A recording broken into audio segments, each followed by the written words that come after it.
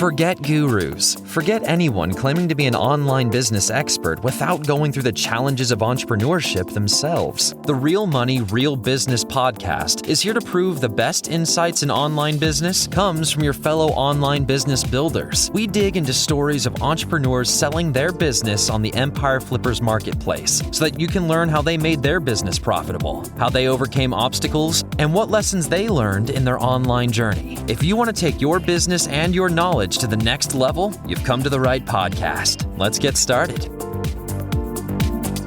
Hey everyone, welcome to another episode of the Real Money, Real Business podcast.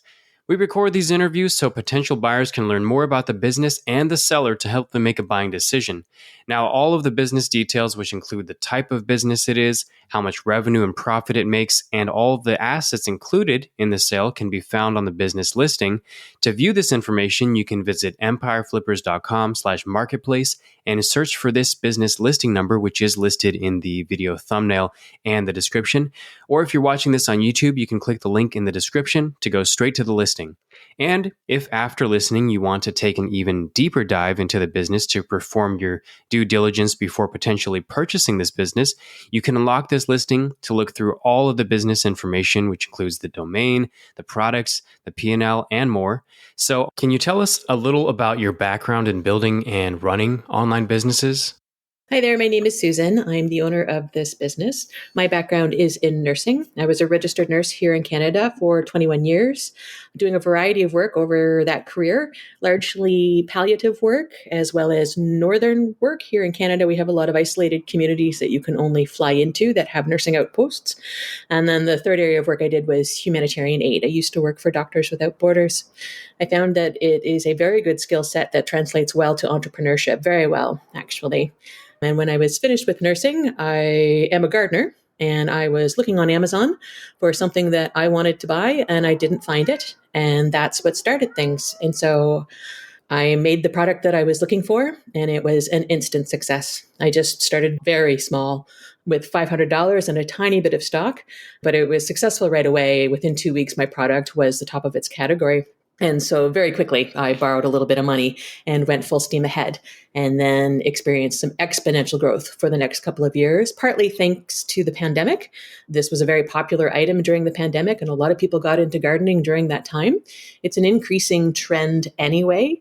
Calling it a trend, I would say, is a bit of a misnomer. Really, it's something that most people are getting more and more into in terms of farm to fork or plant to plate or these types of concepts. A growing number of people are interested in growing their own food. And that's how I got started. So why are you selling the business now instead of keeping it and growing it further? I'm selling this business because I always meant to. I started it, in fact, with the intention of selling it. Now, incidentally, I really enjoyed running the business, and so I kept it for quite a while. I'm going into my 5th year, I believe. Started in March 2019, and it took me a while to just get around to selling it. I am ready, however, to do something different, and it's time for someone else to take this business to the next level, and it's all ready to go. It's got all of its foundations laid, and it just needs a little bit of PPC, a couple more launches, a little bit of social media, and this business could easily double. Can you describe the amount and the type of work that you do on this business to maintain it? The amount of work that I do in this business is quite minimal at the moment, 10 hours a week or even less. It wasn't originally. There originally was a lot of hustle to set up this business, mostly because it has a production side of the business, and that took some time to get going, to process our bulk seed that we buy in large quantities down into small packets and then put those small packets into variety packs. So that part of things took a little while to get completely outsourced. But now that it is, really the main amount of work that I do is inventory management and planning. There's more inventory management and planning in this business than in a typical Amazon business, but everything else is really easy to outsource and easy to maintain. The other time that I do a fair bit of work is when there's a new launch, partly because I do some of that work myself as opposed to outsourcing it. For example, I write most of the copy work for the listings.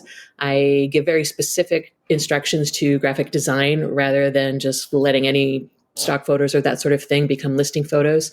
I micromanage the listings really quite a lot.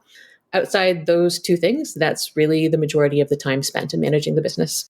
Now, if you were to keep the business, what are some ways you would try to grow it? This business has a great foundation on which to grow it. Some of the first things that I would do is add PPC. My listings have all been organic up until earlier this year. This year, I did start to do a bit of PPC on a couple of my bigger sellers, and I'm ready to expand that PPC to my other products, and that would give a big boost in sales. But it's also ready to grow the product line. There's a couple products that I'm interested in producing. Although gardening is not truly a trend, it's something that's just increasing generally in the population. Within gardening, there are small trends. For example, which vegetable might be more popular than other vegetables in a particular year, or for example, right now, cut flowers are really quite popular. Following those trends is important. Amazon is a very trendy place, and incorporating those trends into your new launches are a really good idea. The advantage of gardening is that even though it may be a trend, they don't really go away. Once people know how to grow cut flowers, they tend to keep on doing it, for example. Other ways to grow the business are small products. So the Small and Light program, which is already running in the States, is going to come to Canada. And when it does, many of these products are in an excellent position to become a part of that program. And having a Small and Light program opens you up to a much wider selection of products as well. Rather than selling only multi-packs of seeds or variety packs of seeds, you can then start selling individual packs of seeds or smaller variety packs. And those would sell very well in the gardening season, because ideally, gardeners really would like to mix and match the seeds that they buy. Beginner gardeners tend to buy in big variety packs, but once they gain a bit of experience, they really would like the ability to pick and choose. And so this business is very well positioned for when the Small and Light program comes here. And those are some of the ways that the business can grow. Oh, I should also mention social media. I haven't done any social media accounts. I do have a website, but I haven't driven any traffic to it. I've just laid out the foundation for that, and it's ready for traffic to be driven to it. And what are the biggest risks with this business that a buyer should be aware of? The risks associated with this business, I think, are similar and not much different than any Amazon business. One of the main differences, though, is that you have to carry a lot of inventory. Because a whole year is planned all at once, one whole year is one whole growing season, and you can't really divide that up into segments and plan them separately. You really need to plan your whole year at once. And we buy so much seed that those seeds are actually grown to order, like a farmer gets our order and grows them for us. Not directly for us. All of that, of course, is outsourced through a seed supplier. We have no part of any of that. But it does mean that you carry a lot of inventory at one time. We always have at least a year of inventory on us at any time. And that actually is a positive thing. It allows for continuous production or continuous bundling or processing of the seed all year long. So for the people who are processing that seed, it means continuous employment. And it also means that you've planned so far ahead that it's really quite a comfortable thing, because you plan so far ahead, you know what's coming down the pipeline. You've already planned a whole year and a half out. So it's a very predictable thing in a lot of ways, both for you as well as the partners that you're outsourcing the work to. But I'd say that that's kind of the biggest risk, is just how much inventory you actually have to carry at any one time. And how much support are you willing to offer a buyer who acquires this business? I'm willing to offer a fair bit of support to a new buyer, especially in the first 3 months. That support would be specific to the seed side of the business or the production side of the business. It's quite simple and really not difficult to figure out. But because most Amazon sellers are used to only the Amazon side of a business and not really a production side of a business, I would definitely be willing to support with that. At least 3 months, a fairly high level of support, and even possibly another 3 months after that with a slightly lower level of support.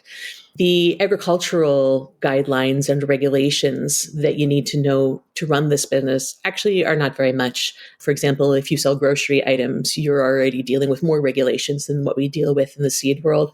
We have the advantage that we are selling seed as what's called common seed, not pedigreed seed. And so most regulations don't apply with us except for importing large amounts over the border. And so small details like that, I'm certainly happy to support with, because really it's not a huge knowledge base that you need to know for the production side of this. It's just like any learning. It's nice to have a little bit of support while you're learning it. And regarding the sale of this business, just confirming you commit to a non-compete? I confirm that I commit to not competing in any way with this business once it's sold. I'm surprised that's a question. I might become a customer, I am a gardener, and even more of a gardener, actually, now that I've started this seed selling business. As experiments, actually, I have tried to grow everything that we sell, just so I am more familiar with the products that we sell. And that has been a lot of fun, and I'm happy to continue being a customer of it, but I have no intention of continuing any type of gardening business or Amazon business for that matter. Like I said, this was something that I did with the intention of selling it and to sort of bridge sort of a 5-year gap. And I've followed through with my 5-year plan, and now I'm ready to pass this business on to somebody else to take it to the next level. And are you open to negotiating something like an earnout? I am open to an earn-out payment structure, although I admit that it's not my top preference. Because this is a seasonal business, there are real highs and lows during the year. And depending on what time of year it is, that sort of depends on, how much money you're making. And so it's really front loaded at the beginning of the year. And so I'm not really sure how that would work in an earn-out payment structure. But like I say, I am open to discussing it. I also don't think it's necessary. I'm offering a lot of value in this business for the valuation that's been proposed. Some examples are I'm including processing equipment and things like that I haven't even included in the valuation. So there's loads of value in this business. And so I really feel that the risk to a new owner is quite low. This business has been successful since the day that it started. It has a long track record, and I don't think that the success is all due to me. I would love to think that, but it's not true. And I think that probably anybody could be running this business. It's just a really lucky business. First of all, it's seeds. It's the one thing on Amazon Canada that the Americans cannot compete with me on, like they can in all the other categories in Canada. They actually have an advantage over Canadian sellers.